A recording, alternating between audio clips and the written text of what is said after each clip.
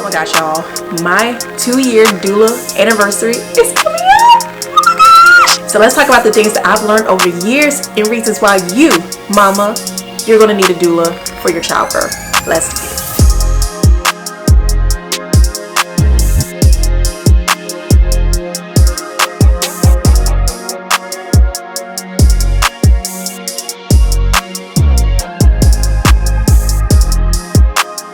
People, gather around. Mamas, gather around. Villages, gather around. We're about to talk about a serious matter, no AKA, because this is something dear to my heart. So gather around, let's talk about it. Hey beautiful people, welcome back to my channel. My name is Chrissy. If you're new here, welcome, welcome, welcome. Hugs, hugs, hugs. Make sure you are subscribed and hit that notification bell twice so that way you're notified every time I post a video. And if you've been rocking with me all these years, love you, girl. You guys can see from the title, we're going to talk about all things doula, childbirth, and all of that good stuff. So if you guys don't know, I am a certified childbirth doula and childbirth educator. I received my certification back in 2022. I was literally 8 months pregnant when I went through a training and a certification to become a doula. And down the line, I eventually got my certification to become a childbirth educator. Why do you ask? So just to give a little backstory, I gave birth to my third child in a small town called Laredo. Not only did I learn a lot and was exposed to a lot during my childbirth experience, but beforehand, when I actually was pregnant, but I ended up having a miscarriage, when I experienced my loss in 2020, that experience and the exposure to the healthcare system really didn't sit well with my spirit, okay? Especially when it came to women's care and maternal care, especially being a black woman in a small town where I was the 1%. I don't even think I was the 1%. I think I was probably like 0.5. Like I was probably one of 20 black people there. And so the experience and exposure showed me a lot. And then when I got pregnant, just going through that journey, like pregnancy with my third child was not bad at all. I'm so grateful for my midwife. She was amazing. Hey, man, I miss you, girl. She was amazing. And if it was not for her, it was like a divine timing and divine connection, because I was not going to give birth in Laredo. I was going to go to San Antonio where I could have access to better health care, a black doula or black midwife, or just a better overall experience. Water birth. I wanted to go in a birth center. I wanted that experience to be the experience that I wanted. But I'm just glad that I had this support, because that was my greatest fear, is not making it out alive because I did not have the proper care. Through prayer, frustrations, and just wanting to be the change that I wanted to see when it comes to maternal health care, especially black maternal health care, I decided to take it upon myself to become a doula, and not only to just serve women, but I also wanted to educate women. So being a teacher was my ultimate dream, but the way these kids are nowadays, I see why God was like, Not only do I get to teach my kids, but I also want to teach mamas about the birthing experience from the time you conceive to the time after postpartum. It doesn't just stop after you have a baby. Like postpartum can go for as long as it goes, you know. Motherhood is non-stop. And just because the baby's not an infant anymore, it still goes on and on and on. Let's talk about the things that I have learned and why you, my friend, need a doula during your childbirth. And so last week was Black Maternal Health Week, and I know the week is over, but we need to keep these conversations going. I dislike about these weeks and months, it's like we only talk about it for a certain period of time, but these things are happening every day. Black history is happening every day. International Women's Everything is happening every day. Black maternal health is happening every day. So we need to have these conversations constantly. And that's why I felt it in my heart to talk about my experience and talking about the things that I've learned. Having a doula during your childbirth can benefit you and your family. One thing that I've learned is that hospitals still aren't 100% on board with patients having a doula. It could be a controversial topic, but in the end of the day, it's the honest to God truth. So to keep it 100, if you guys look at the numbers and the statistics when it comes to Black maternal health,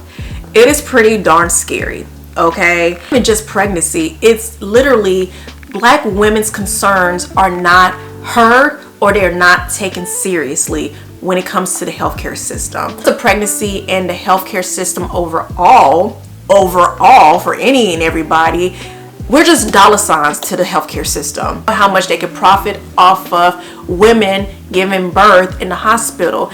And so all the unnecessary interventions that they try to push onto women, that's money. Anything. You throw up, you need a bag, that's money. You use their towel, ka-ching. You need an epidural, ka-ching. Oh, you don't need a C-section, but we're going to give it to you anyway, ka-ching.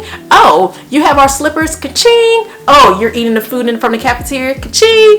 A money maker. Like if you've ever experienced childbirth, and you look back on your bill, you'll see what I'm talking about. Just look at your charges. So not all hospitals are like this, but there are some hospitals who just don't allow doulas to be present when it comes to childbirth. Like they feel like we are not certified, or we don't know what we're doing, or we're not qualified to help them do childbirth and stuff like that. And it's like, okay, homeboy Yo Gotti said the numbers don't lie. Women who tend to have doulas usually have the most successful births. Births are a lot quicker. They're taken care of. They are loved on. They are appreciated. Their concerns are heard. And they are taken very seriously. They have an advocate. They have advocacy. When a mom is going through childbirth, she is going through an out-of-body experience, so she doesn't even know what's really happening. So the fact that she has somebody who can guide her and help her and also make her concerns heard, that's what mamas need. Doctors, they would just sweep things under the rug, or they're just like, oh, it's normal, oh, it's okay. And then weeks later, or then that's when things start to go downhill. And not just in the hospital, but after they leave the hospital, things just go downhill. So what the exact reason is for hospitals not really being on board, but from what I've heard, what I've constantly is seeing, they're just not for the doulas. And so that's why a lot of women are going for birth centers. They're going for home births, because you can't tell a mom how and what she can do for her childbirth. Childbirth is supposed to be a beautiful experience, and when you have somebody taking that away from you and not allowing you to have the help that you need, it takes away the beauty of it. I can't stand it. It bothers me. If you do decide to have a doula and you want to have a hospital birth, make sure they allow a doula to be present, because you don't want to go during your time when you're in labor and they tell you, oh, I'm sorry, you can't have a doula, and then you've already paid your money, you've already signed the contract, and you can't have her. So make sure you research the hospital you want to give birth, make sure they allow the doula to be there, and if not, find another place or resort to a birthing center or just at home. Another thing is you have to have a strong passion for being a doula. People are doing things to make money, especially in the healthcare. It's like people are becoming doctors, CNAs, and RNs for the money, but there's no compassion, there's no empathy, there's no kindness when it comes to being in the healthcare system. And that's why a lot of things go downhill, because there's no compassion, there's no empathy, there's no love when it comes to the patient. So that's why if you are wanting to become a doula, you have to have a passion for what the mama wants, so you can advocate for her and you can be that support system that she needs, because she may not have a support system. She may be giving birth alone, or her husband may be deployed or something. You are her advocacy. You are her help. You need to make sure that you care, not just because the money, not because of the contract. You need to make sure that you care. So I took a break from my doula business because I had to pour into myself. I suffered severely with my postpartum depression this time around. It wasn't as bad as my first time, but it was just as bad. And so I couldn't pour into anybody until I was able to pour back into myself.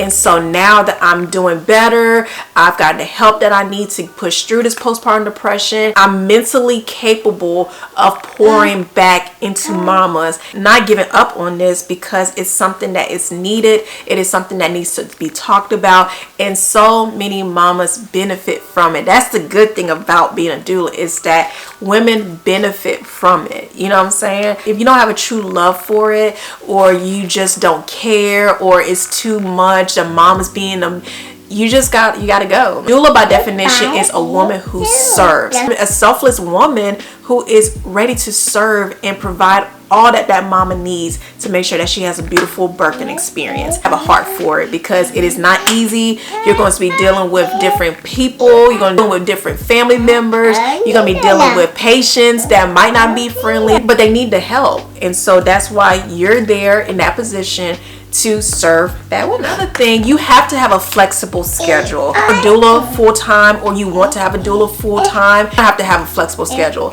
So with me, my schedule is kind of weird because my husband works, and my husband works long hours, and he's the provider, so obviously he has to work.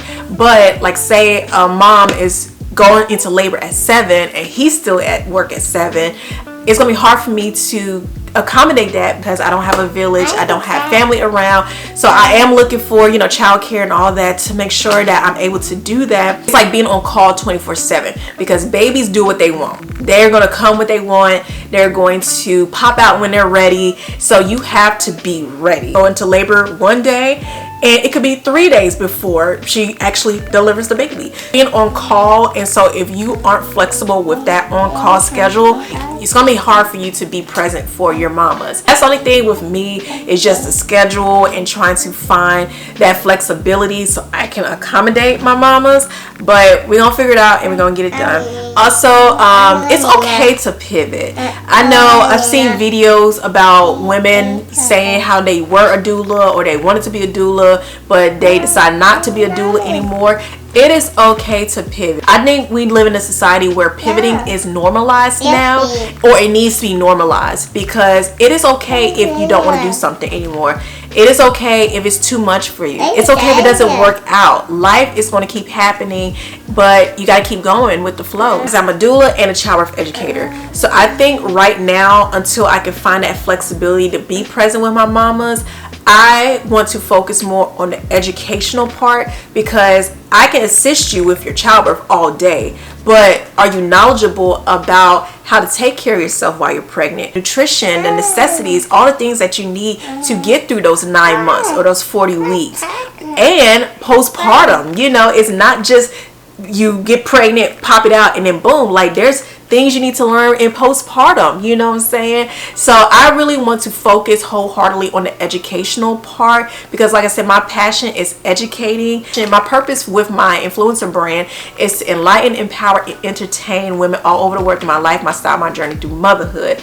But my other E is to educate, to equip, educate, and enlighten. And I just feel like a lot of people lack education when it comes to pregnancy, childbirth, postpartum, and all the things. I'm still going to be a doula, of course, but my focus right now is definitely to educate mamas and to bring education to childbirth industry, because we lack that sometimes. All these out-of-date books, like What to Expect When You're Expecting, that book came out back in 1990 something. It's out of date, and so much has changed because the way childbirth is going is changing. People aren't doing modern hospital things nowadays. They are doing home births, childbirth centers. We are really shifting the narrative when it comes to childbirth nowadays. And so we need to keep mamas who are in their 40s that are expecting, that are in their 50s expecting, teen moms that are expecting, mamas in the know of the new things happening and how you can advocate for yourself, so that way you can have a beautiful childbirth experience, but also you can make it alive. To say something like that really bothers me. The fact that we are supposed to bring a life, but we can lose our life in the process.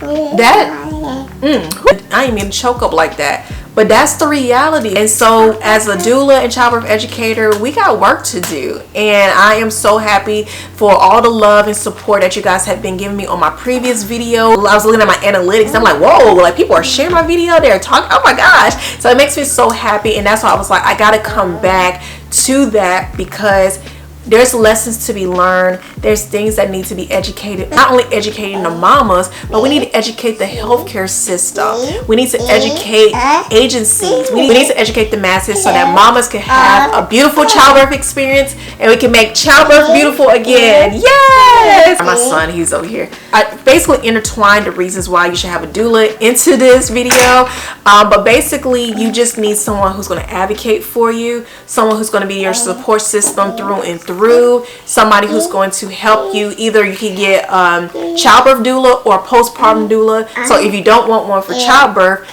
we have postpartum doulas that will help you overnight so you can have some rest, so you can be the best mama that you can be, and that will guide you and help you through your postpartum journey.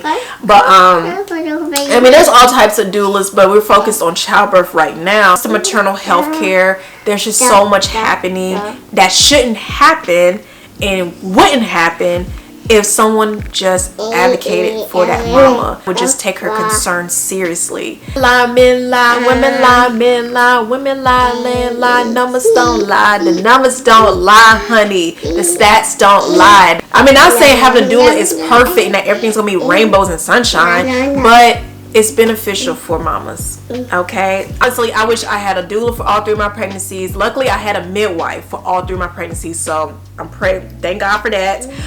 You know, I wish I had a home birth for all my pregnancies. I wish I could get pregnant again so I can have a home birth since I'm in Austin now. But it is what it is. So I'm just super excited to be back. I hope that this was helpful. You need a childbirth educator to guide you through your journey, or you need a doula to help you through your journey as well. I do virtual and in person. I am now serving Austin, Texas, San Marcos, San Antonio. I do work with women in Laredo. It's just virtual until close to time with labor. So if you are interested, I will be in the description box. Set up an appointment and let's talk. I will say, when it comes to the consultation, it has to be the mama who's wanting the service. It cannot be the partner, it cannot be her boyfriend, none of that, because for one, that is uncomfortable for me, and 2, I'm servicing the mama, although I am helping her family, support system, and supportive partner.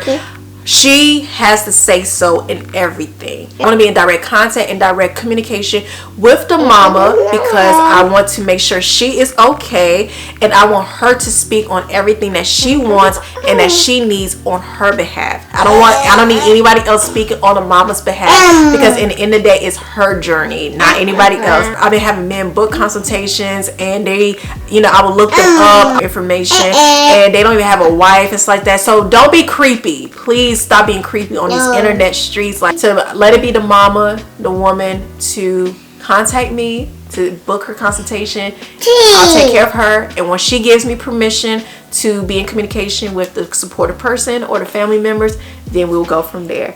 Alright, so if you guys like today's video, like, comment, and subscribe. Share with anyone that you know that is looking for a doula or